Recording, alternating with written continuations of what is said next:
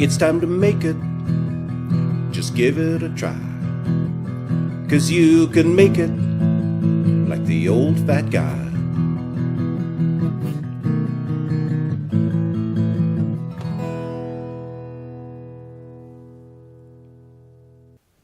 Welcome to this episode of You Can Make It with David Farrell, the old fat guy. Today I'm going to make something really good, meat masala.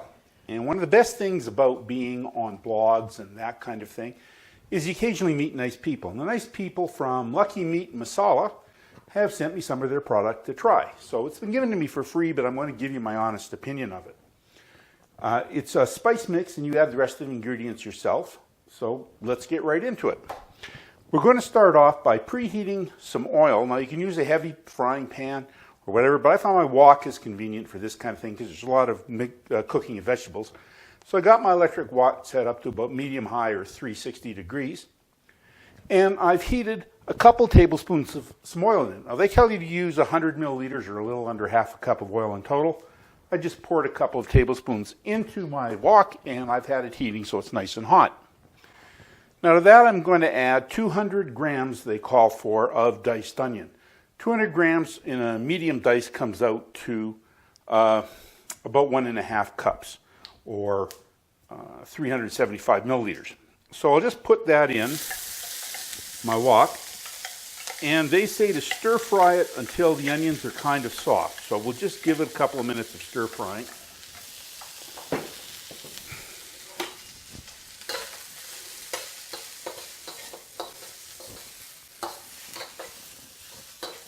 I've been stir frying the onions for just about 3-4 minutes here.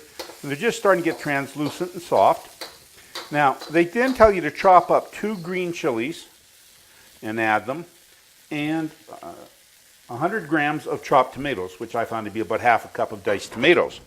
Now, I live in the Canadian Rockies, and it's hard to find some ingredients, including green chilies, so I had to settle for a couple of Thai red chilies that I've chopped up. We'll see how they do in the recipe. And here's the tomatoes.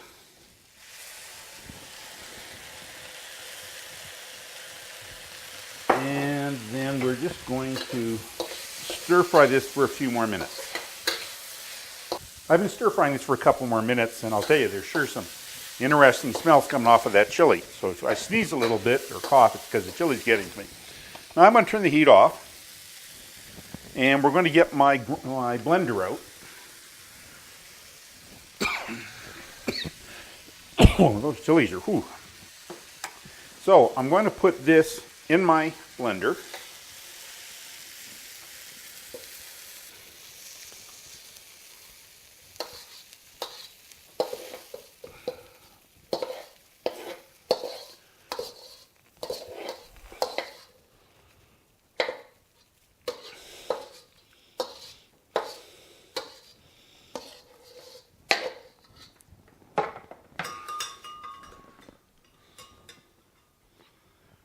There we go.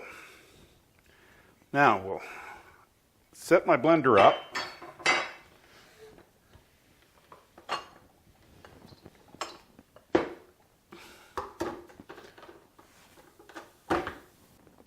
I've put the onion mixture in my blender, and they suggest you add a bit of water. I'm going to add about 1/4 cup. And then to grind it until it's a paste.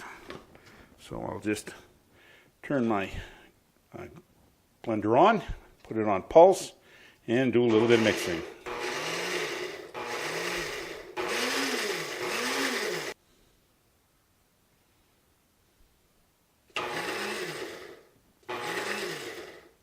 I kept pulsing this and then scraping it down for about a minute, and now it's in a nice fine paste.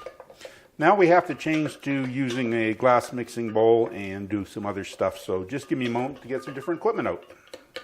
I've cleared away the wok and I'm ready to go to the next step. They tell you to put 500 grams of mutton in a glass bowl. Now, mutton can be hard to get around here. I'm sure you could use any kind of red meat, but I cut my meat up into 3/4 inch cubes, and I'm just putting them in the bowl.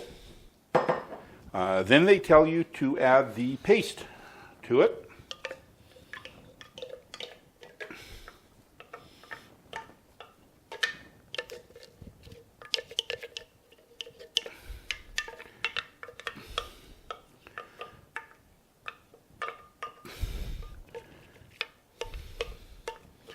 And once you've got the paste in, they also ask you to put in 15 milliliters or a tablespoon of vinegar.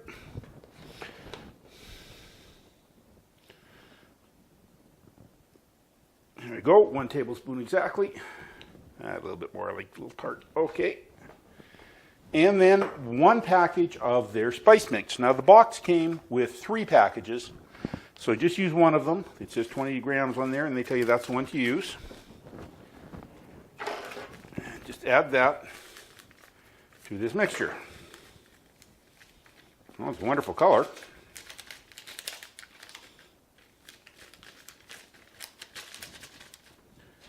So we'll just stir this together, coat it all up.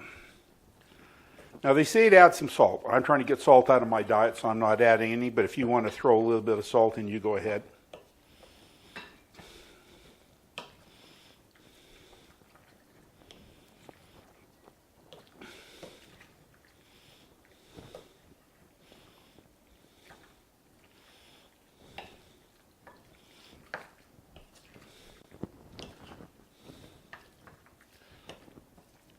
There, it's pretty well mixed up now.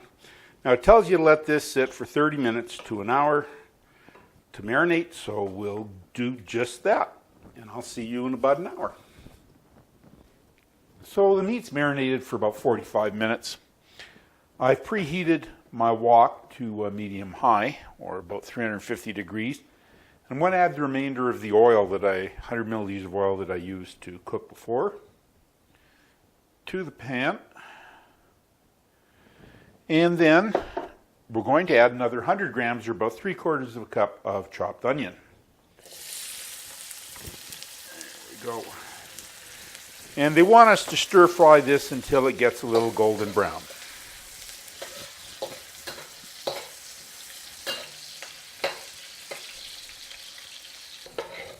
Okay, so you'll see there's just getting to be some light brown on the onions now. And then they tell you to add the meat.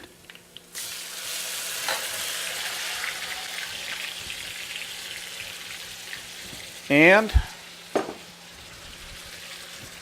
oh, I forgot. It also told me to add 30 grams or 15 milliliters of garlic, which you're supposed to stir fry a bit in there first. Got that out of order. It should be all right, though. Just stir it in. So I've added the meat. And I'm going to add also 125 milliliters, or a half a cup, of yogurt.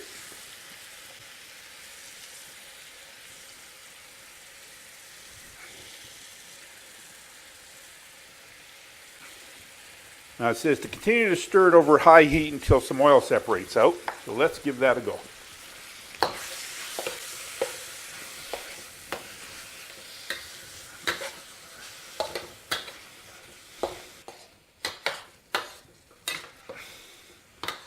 Okay, it looks to me like some oil is separating out on the bottom down there.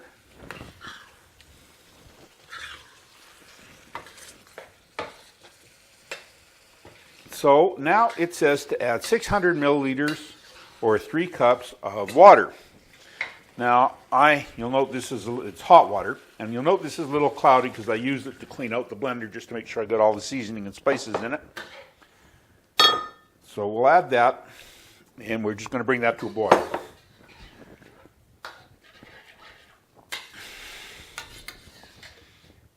I do like the color.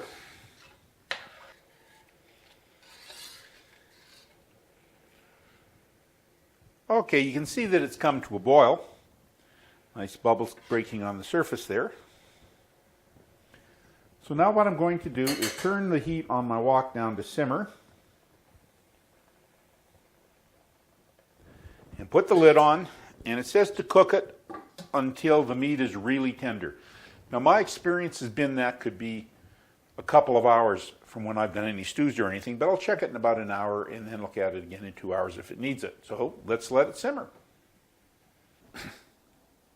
It took 2 hours for the meat to get totally fork tender and really, really soft.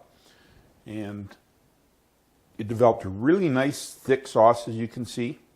And the meat is fork tender. It definitely smells wonderful. So now let's try our meat masala.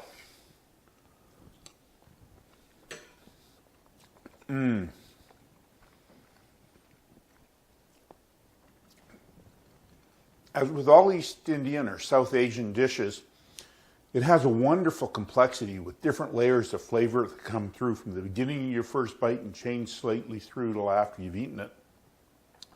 There's definitely some spice, but even a fat old Canadian like me can tolerate this level of spice. It slowly warms you up and puts some heat in your mouth without really frying you out. I'm really enjoying this meat masala, and I think you should give it a try.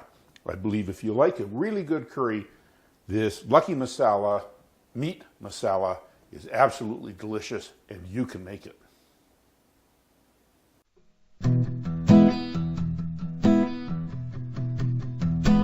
I have a good woman, I ain't good looking, but I do some cooking, I'm the old fat guy. So use that oven if you want some lovin', be like the old fat guy.